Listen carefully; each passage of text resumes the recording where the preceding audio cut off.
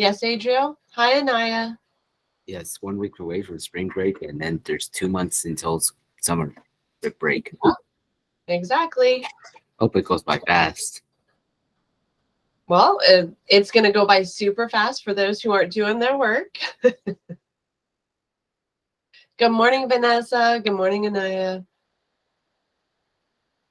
All right, so while we're waiting for everybody to pop in, can you guys open up your Module 8, Lesson 2 Course Arc and Journal so we can finish those today? And all kinds of people are popping in here, like Eric and Gabriel and Anna and Angeline and Samuel and Ryan. And wow, I just lost track because you're all just popping in, popping in, popping in. That's awesome, Taj. Good morning, Adrian. All right, so for those of you who are just now popping in, let's get our Module 8, Lesson 2 Course Arc and Journal open so that we can finish those today. And then we have like 2 videos as well to go along with that. And I know there's lots of kids popping in, popping in, popping in. All right, I think we've got enough in here to get started. So our warm-up today is National Oreo Cookie Day. So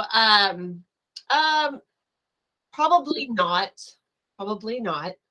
So my question on Oreo cookies, do you like the old school original ones, or do you like all the new flavors for our warm-ups? The OG ones? Yeah, me too. The double stuff. Okay, so you like the stuff in the center, right, Angeline? Yeah. I'm gonna go with the double stuff. Okay, double stuff. All right. Wait, did you say what's your favorite one? Or Yeah, I did. I said it was the original one. Yes, Ryan. So, in my opinion, double stuff is just like normal Oreo, in my opinion.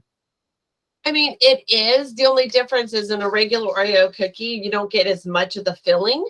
Yeah. You actually taste more of the cookie, whereas in the double stuff, you taste more of the filling part of it. Well, I understand you like donuts, Samuel, but it's National Oreo Cookie Day, so we got to talk Oreo cookies. So my son loved I think they're like birthday cake. I think that's what they're called. Okay, we're kind of done with the Creed series right now, guys. We're kind of doing our warm-up right now. So, I mean, that was his thing. Like every time I went to the store, it was like, will you get the birthday cake ones? I know during certain times of the year, they also put out like different flavors, like mint. Heck yeah. There's lemon Gloria. Oh my goodness. No, I did not know there was lemon Oreo cookies. Is that the golden ones? Are those the ones that taste like, do they taste like lemon? Is that what they are? Because I've never tried them. Yes, red velvet. There's mint. There's peanut butter. Gosh, I can't remember all of the different ones. I just know there are so many different ones. Like I said, you know, maybe it's the age, old school, going with the original flavor.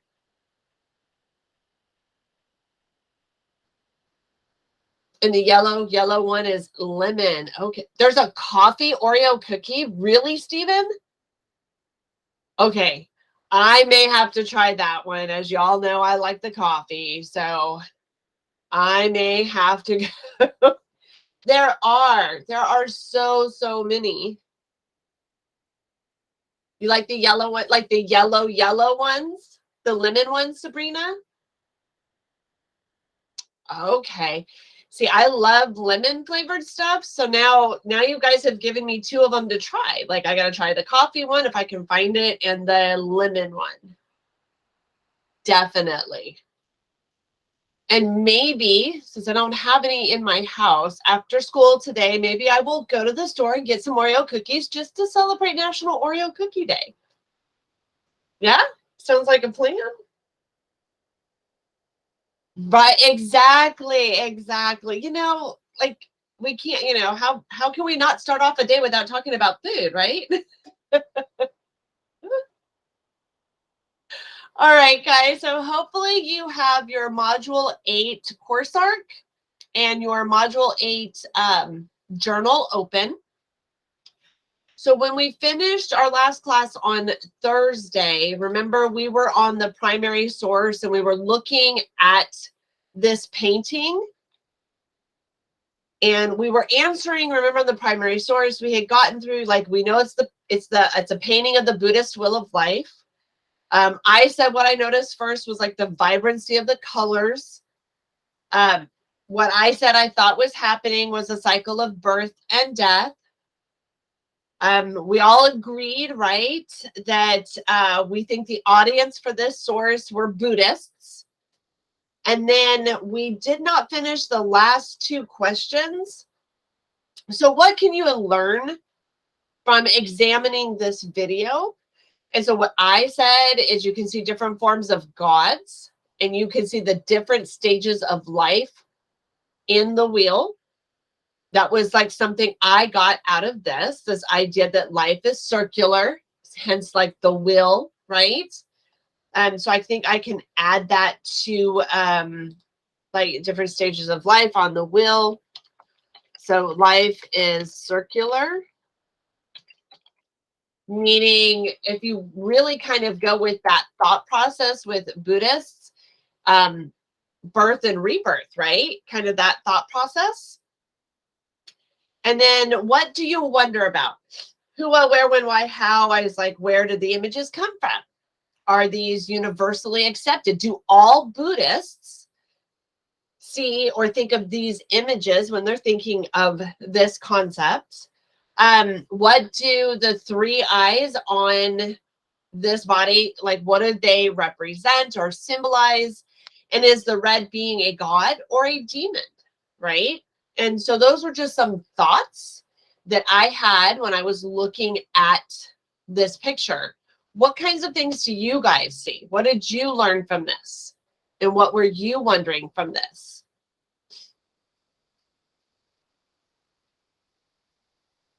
And you can unmute or you can type in the chat.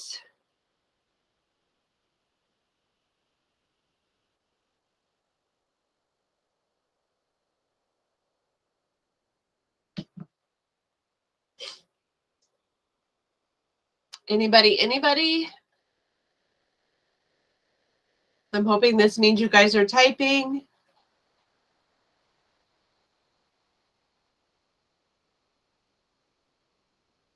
You always leave this class hungry, Angeline. Well, you guys kept telling me you liked some of these, like the food ones, so just trying to find. Everybody seems to like it when we do the National Day, like food ones, so those seem to be kind of fun. So do you guys, I mean, did you learn anything different? Did you see something that I didn't see? Or did you question something that I didn't question on this painting? I'm kind of waiting, like, give and take, guys. Like, I gave you mine. Now I need you guys to give me what you were thinking. Yes, no. Oh, that's a really good one, McKean. Yeah. What does the Buddhist will of life mean? Are we seeing it as the creator meant? Okay. Okay. You learned that, you know, life and death come through in so many different ways. Absolutely. Absolutely. Those are some really great, like, questions and some statements about what we're seeing here. And they're like thinking, right? Like they're thought provoking. No one has the same final destination. Yes, what people think is the end or the final, whether it be through rebirth or one and done, like it's kind of a different thought process in every different religious belief. And then maybe depending on each person within each different belief, right?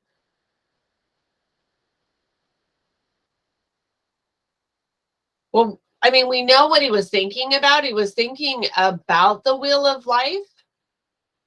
So maybe we need to be a little bit more specific. And it said he didn't draw this, he painted this.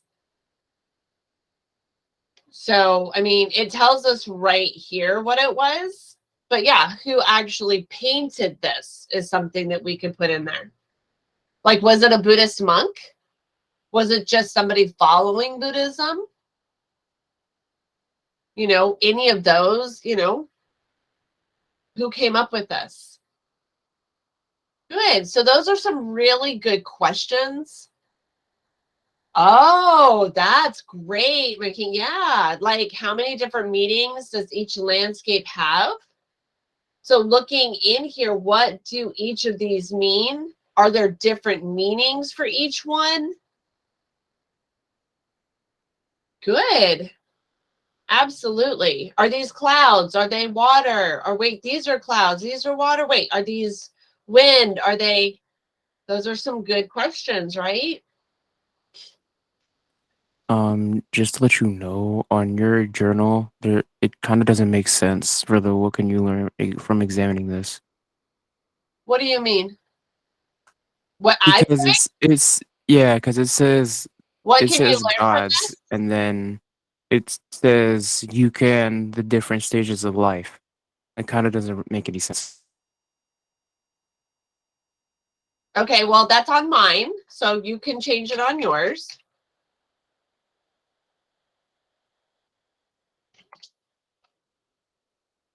There you go. I mean, this is mine. This is not what you guys are typing. This is what I was typing as we were talking through it. So, but yeah, I mean, as far as I can tell, you can kind of see the different stages of life. For me, to me, it means that life is circular because a wheel is circular, etc. I mean, where's the starting point on here? Do we know? Can it be any one of these?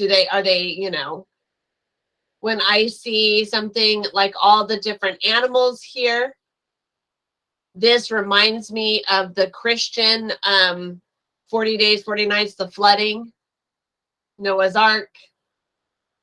So we see some different, like some similarities too. Exactly, right? Where you end up can be different. Good, good. All right, guys. So before we go into our Google Map tour, let's watch one of the quick videos that I have. It's just the diffusion, cultural diffusion on the Silk Road. Let me pull up the video. Give me a moment, okay? Like literally the two videos I have are really short. And then we'll go into our Google Map tour. Diffusion on the Silk Road. The Silk Road started under the rule of the Han Dynasty. More than just items were traded on it though. Culture traveled the Silk Road too. Stuff like Buddhism and winemaking traveled from city to city. Buddhism originated in India, but it traveled all over the place when the Silk Road started. It traveled to China, Japan and to a lot more countries. More examples of cultural diffusion is art. Glassware was unknown in China until it got traded and made it to China. Chinese landscape painting was heavily influenced by India's Buddhist muralist. In China, silk makers tried to make silk patterns that would appeal to other countries. This is because of cultural diffusion. A lot of things were influenced because of cultural diffusion. Cultural diffusion has affected today in many ways, like the spread of Buddhism. Even art and food is a part of cultural diffusion.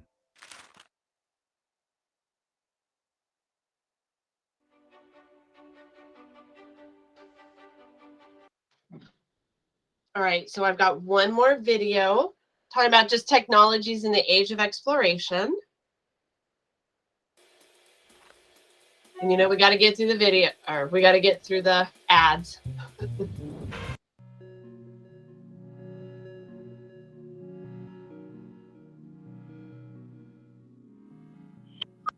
If I showed you an object like this, or this, you could probably explain to me pretty quickly what they are and how you use them, because they're common tools in our world today. But what if I showed you a tool that's not so common today? A tool like this one. And what if I told you it changed the world? Can you guess what it is or how humans used it? This tool is called an astrolabe, and it was used for centuries by explorers who lined it up with the stars in the sky to figure out their location. We'll learn more about the astrolabe and other tools used by explorers in today's video lesson. We're going to focus on the Age of Exploration, a time when new technologies helped Europeans explore around the globe. Let's dive in. If you're going to travel the world, you're going to need to know how to navigate. To navigate means to plan how you'll get from one place to another. Today we have maps on our smartphones to help us navigate, but things were more complicated in the Age of Exploration because no one had mapped the whole planet yet. In fact, the Europeans didn't even know the Americas existed until they bumped into them trying to find an ocean route to Asia. To sail around the world, Europeans would need better ways to navigate while at sea. During the Age of Exploration, Europeans borrowed tools from other cultures to improve their navigation skills. You've already seen one of the most important tools, the astrolabe. Do you remember what it was used for? Sailors used the astrolabe to read the stars to understand their location at sea. The earliest astrolabe was invented in ancient Greece, and they were later perfected in the Islamic Empire. Here's how it works. Wait until the sun is at its highest point in the sky, and then hold the astrolabe by the ring at the top and let it drop down. Line up the sights so they catch the sun's rays, and then measure the distance between the sun and the horizon. Do the same thing that night using the North Star. Then compare the two measurements on a star chart, and you can figure out how far north or south of the equator you are. We call this measurement your latitude. If you did that, you could figure out roughly where you are, but how could you know what direction you're headed in? To do that, Europeans borrowed another technology, the magnetic compass. It was invented in ancient China. North, south, east, and west are all marked. The North Star is considered the brightest star in the sky. It is the easiest one to find, which then makes it easier to plot your course using that constant. On a compass. The magnetic needle points to the north, so sailors could tell which way. If we're talking about plotting our course based on the stars, we're not going to be talking about the sun. We're talking about at nighttime, right? So there is no sun. So how do you plot your course at night? You have to use the stars. The North Star is the brightest star. It is the constant. It's the one that almost everybody can find easily enough. And so that makes it easier if you can start from that point and work your way from there.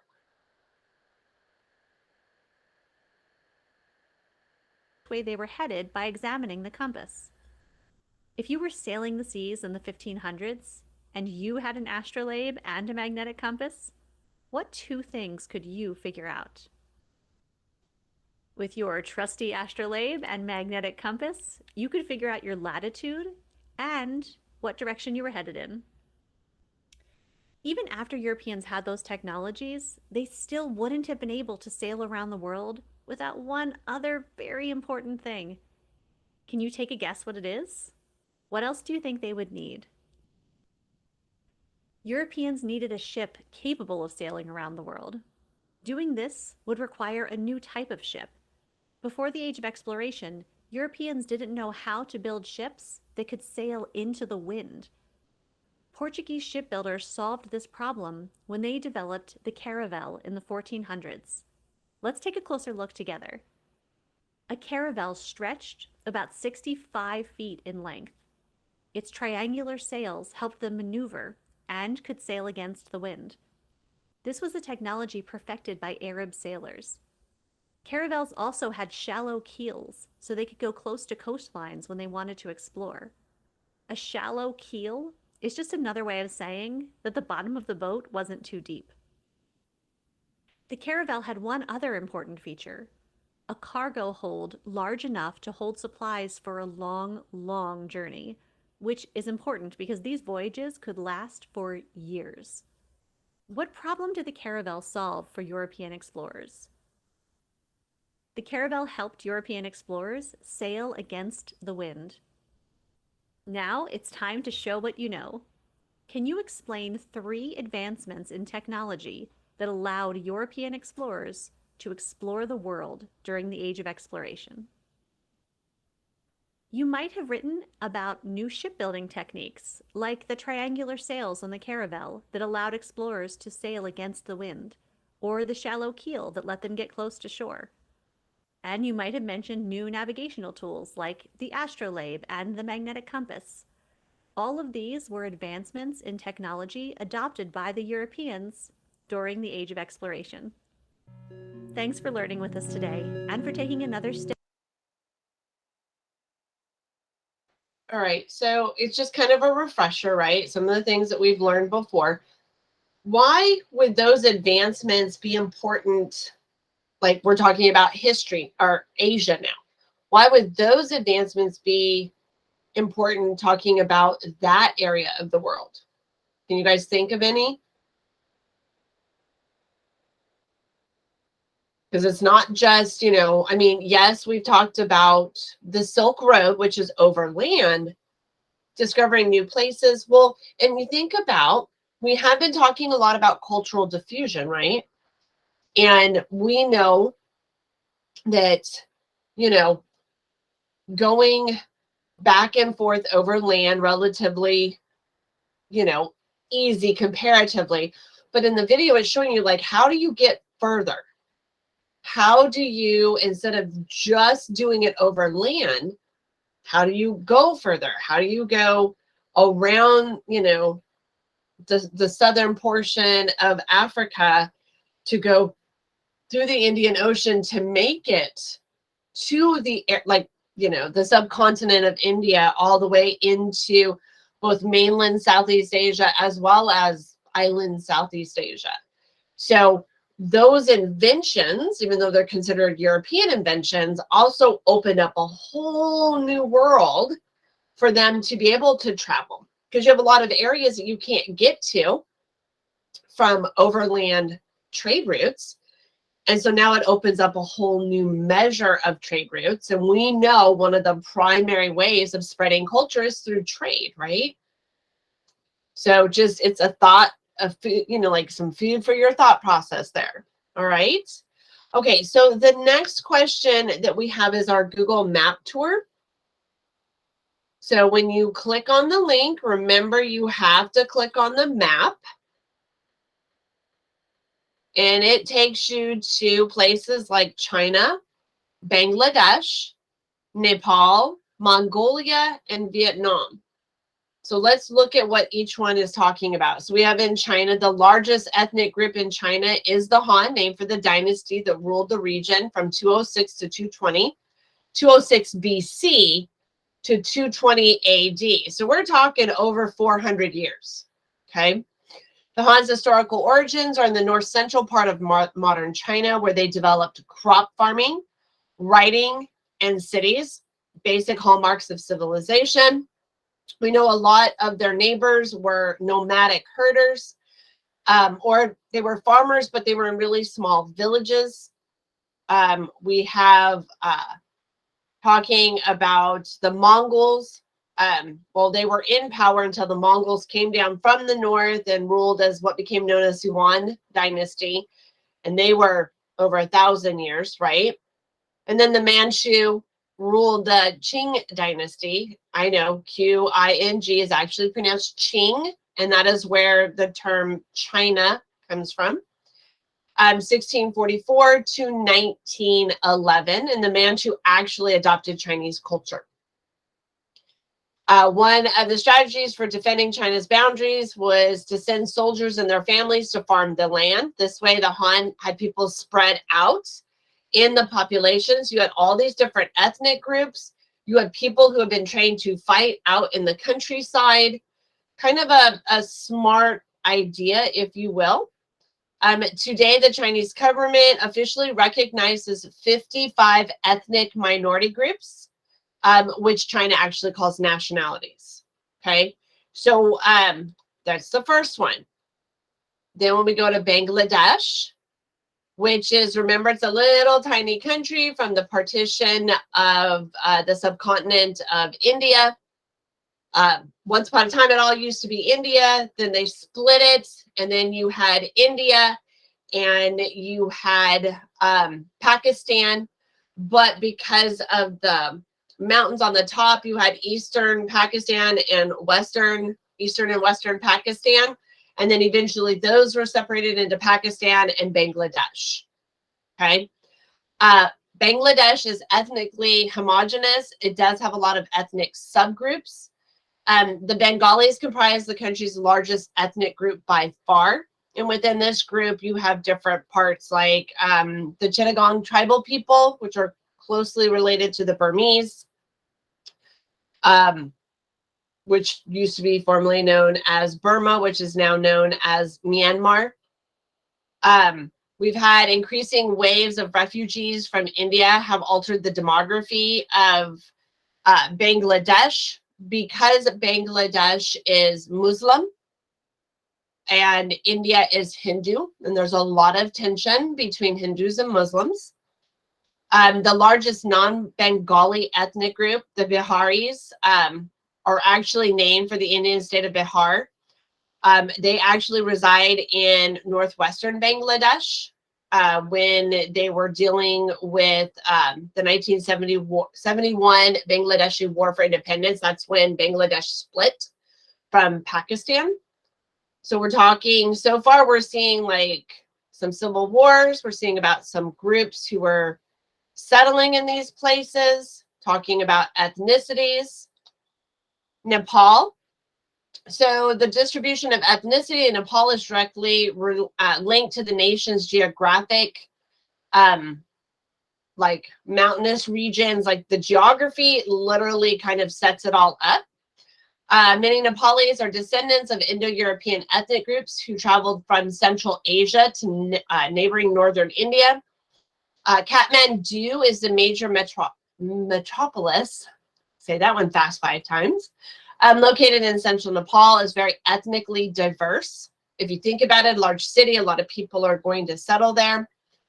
A lot of the people, there's a wide variety of people who peacefully coexist there. The largest ethnic group in Nepal are the Sherpa people, who are descendants of Tibetan groups from southern China and the Tibetan Plateau. Basically, the Sherpas are the ones who live in higher elevations, which means they've been able to, over generations, adapt to being able to like breathe in this type of very thinning atmosphere, if you will. They are the ones who, when people want to climb the mountains in Nepal, like Mount Everest, the Sherpas are the ones who guide them and take them through all of there. Okay, the next one, Mongolia. So Mongolia has always been this kind of ancient nomadic civilization.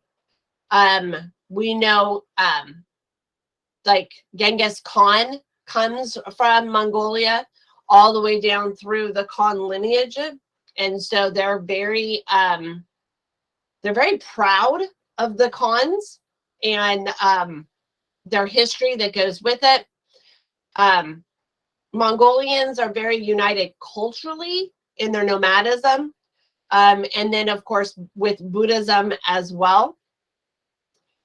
They gained their independence from China basically like 16th century, and then of course when the Soviet Union became communist, they kind of controlled them as like a puppet government, and they got their independence when the Soviet Union fell in 1989. It tells you that the majority of the population is Kalika Mongol, with a small minority of Kazakhs in the western areas. And then, of course, they have like small numbers of Russians and Chinese, with 4 million ethnic Mongolians living in China right along the southern border of Mongol. and then Vietnam. So we have the Viet Kinh people who are considered the ethnically Vietnamese. There are more people in Las Vegas than in Mongolia, absolutely. The Viet Kinh make up the largest ethnic group in Vietnam. And then, of course, they have a lot of different people who have lived there. You have a lot of Chinese influence because of Chinese rule. You have the Hoa, which are Chinese Vietnamese that live there. You have probably like the largest city. Let's see if I can get this to move up to show you, is Ho Chi Minh City. Site of massive amounts of fighting in the Vietnam War, which you guys will learn much, much more about in world history. You just understand that you have the Hoa who have their own ethnic identity and they use the Chinese language, Chinese school systems, basically pretty much keeping to themselves as Chinese Vietnamese. You have the Hmong who live here as well. They're kind of in the valleys between the different mountain ranges. You have Thai who have lived there as well, who are ethnically Thai, but they live in Vietnam. So what can we say, looking at all of these things? How do all of these points relate to the topic of the lesson, and what do they all have in common? What should we write in here, guys? I'm waiting for you.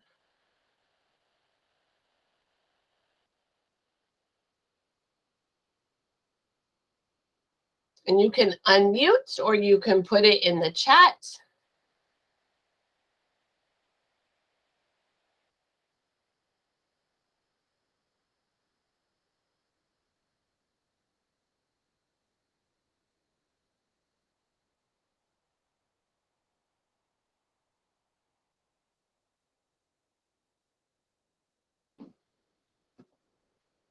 I'm hoping this means that somebody's typing in the chat for me.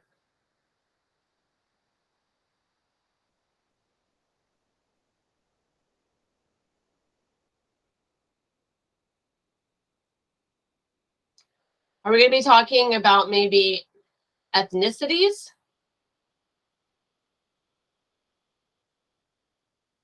And then if we talk about the different ethnic people that live in each of those different countries. Well, they don't talk about one. They talk about many ethnic groups, right? So,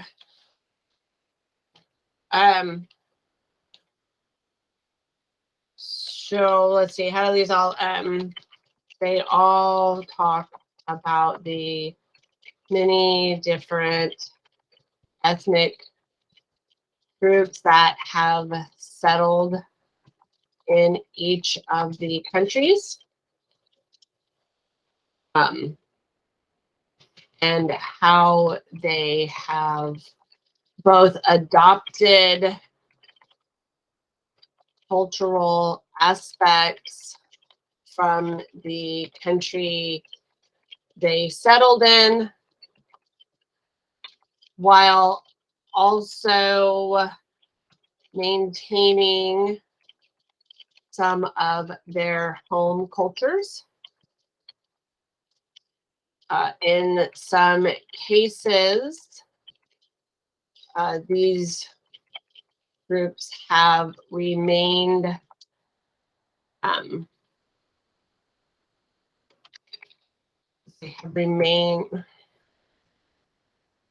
how would we say that, have remained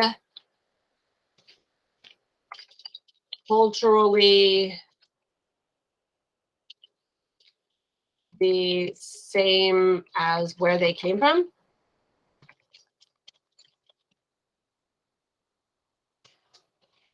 Without adapting to their new country.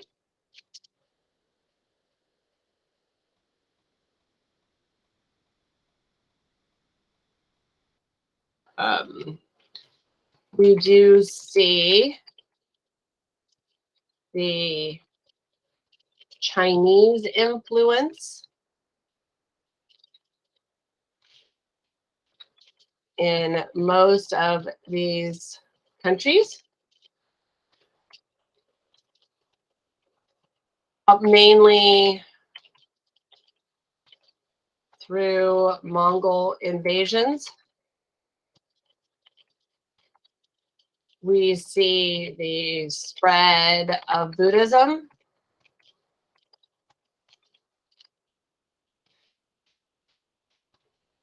From India throughout Asia. Anything else?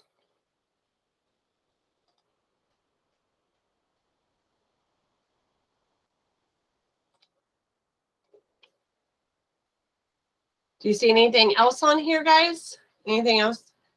Okay. All right, let's go back to our course arc. Okay. So now we're talking about the writing activity. And it says, as we have learned, Asia is a continent with a rich and diverse history. It has a history that dates back thousands of years. Many of the great historical events of Asia have not just impacted the continent, but the world in general. And it says, read this article from Forbes and then answer the questions in your journal prompt below. So we have to click on the link. And it takes us to a Forbes article. And it talks about modern. So we're looking at modern historical moments that have transformed Asia. Okay. So let me see. Let's go to. So the first one they talk about is the Paris Peace Conference and the famous Treaty of Versailles in 1919, following World War I. Basically, the end of it didn't sit very peacefully for every nation that had attended. And in fact, this conference literally led to both China and Vietnam becoming socialist nations, and for Japan to get on the side of the Axis during World War II.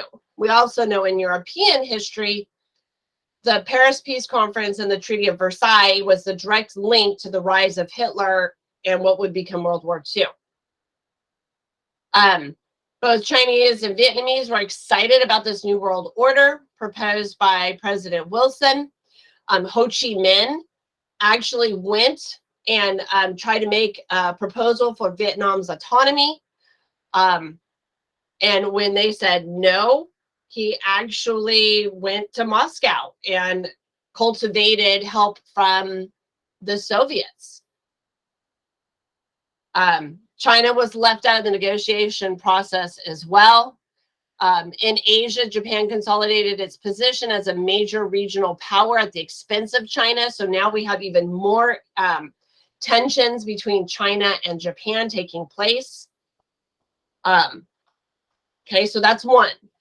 The second one, the Japanese surrender in 1945. So at the end of World War II, Japan had been the geopolitical tiger of Asia until its defeat in 1945.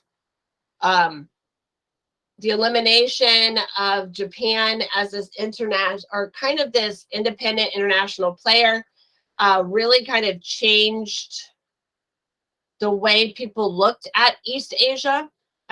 Following World War II, when after we had dropped 2 bombs on them, we made them get rid of their military, and then we had permanent bases on there, and we basically like oversaw their rebuilding, but it was very very much an American dominated rebuilding of Japan, which changed what had been going on there. It now basically in Korea, when we pulled Japan out of there, it left this vacuum, which then allowed for Kim Jong-il to come into power, and basically what became known as North Korea. It was the catalyst for the Korean War. And without Kim Jong-il, without North Korea, we don't have Kim Jong-un, who's currently in power today, and North Korea going after nuclear power, right? The partition of the Indian subcontinent. So remember, I kind of mentioned that earlier. It was all one big India, but you had Hindus versus Muslims. And so they split it in half. Well, not really in half. You had India, which was the subcontinent, and then the areas around the perimeter of it became known as Pakistan, East Pakistan, and West Pakistan, which then would ultimately become what, Pakistan and Bangladesh. Then we have the collapse of the Soviet Union in 1991, which leads to the end of the Cold War and kind of everything that had been going on between the United States and the Soviet Union, who were the two superpowers during that time, who basically used everybody else in Asia as their pieces on a chessboard. China and India opening up in 1978 and 1991. President Nixon was not the best president, but when he became the ambassador to China and opened up trade with China, that is considered like he was better at that than he was as president.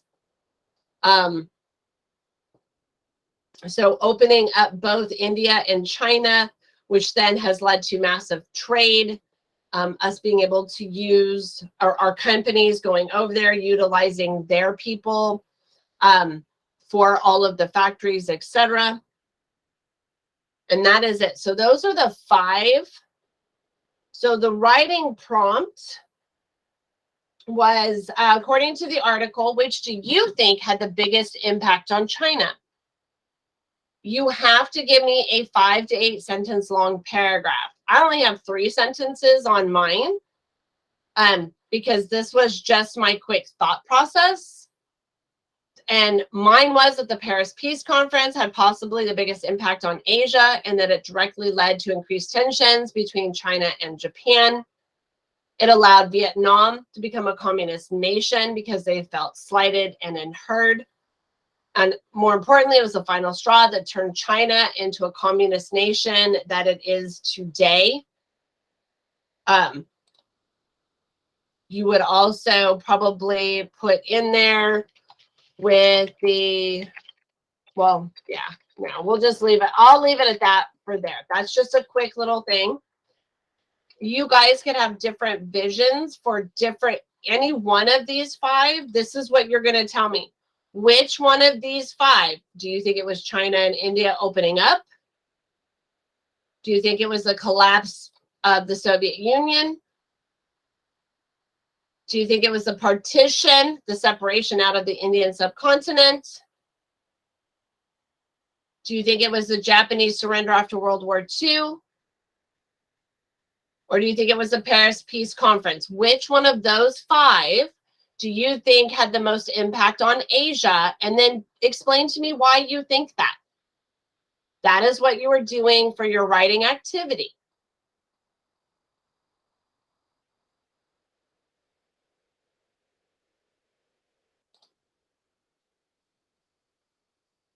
And at this point, if you have not already submitted your course arc, you need to submit your course arc because the course arc is done. We've answered, there weren't a lot of questions to answer in the course arc, but we have answered them. So you should be hitting submit so you can get the grade for that because it's due and it closes tonight.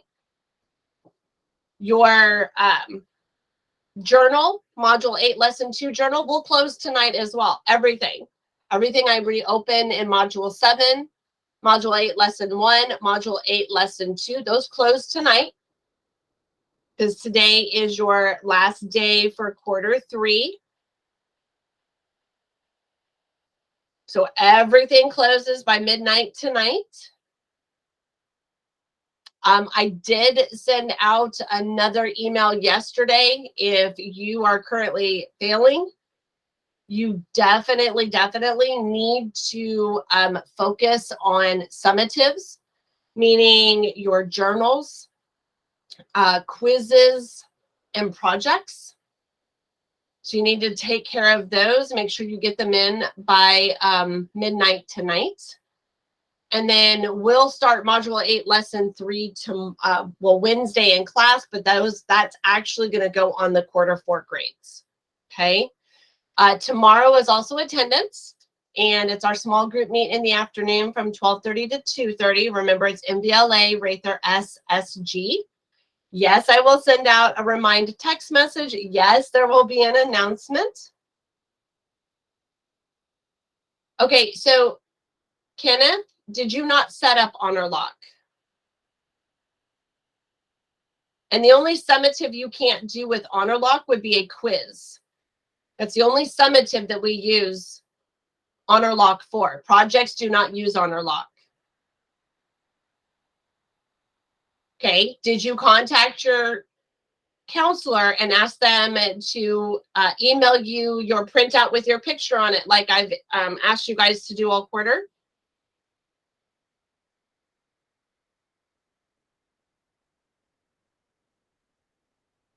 If you have not done that, you need to do so, because until you get a school ID, you can use that.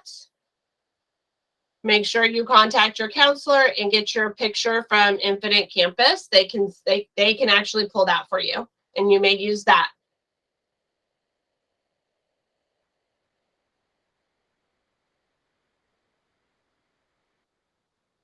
All right, everybody, we've got like 4 minutes left in class.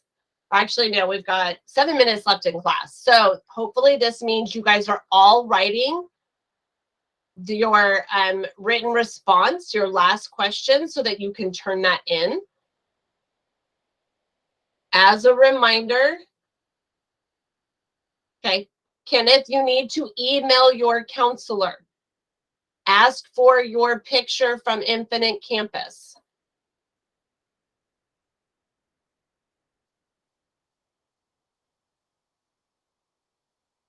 You don't need to go in the building to get your picture from Infinite Campus.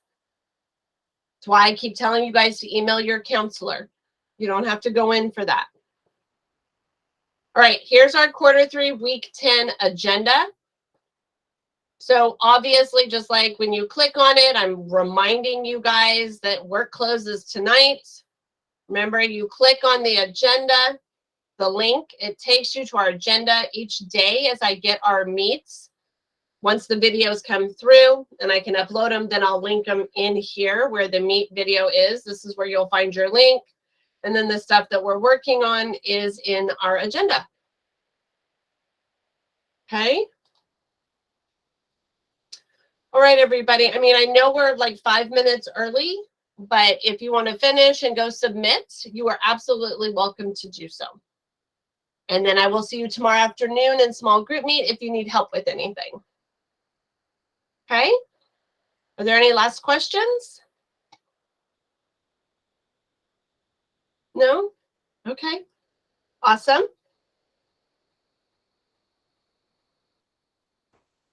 Bye. Bye-bye, guys. Bye, everybody.